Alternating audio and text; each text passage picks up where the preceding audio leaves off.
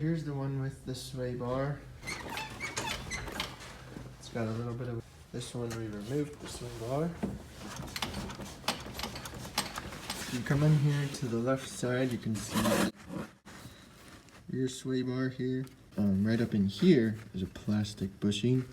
You get all that junk up in there, dries out, and it makes a squeaky noise when it's rubbing on the plastic on the metal bar. Alright, here's the sway bar taken off the ATV. You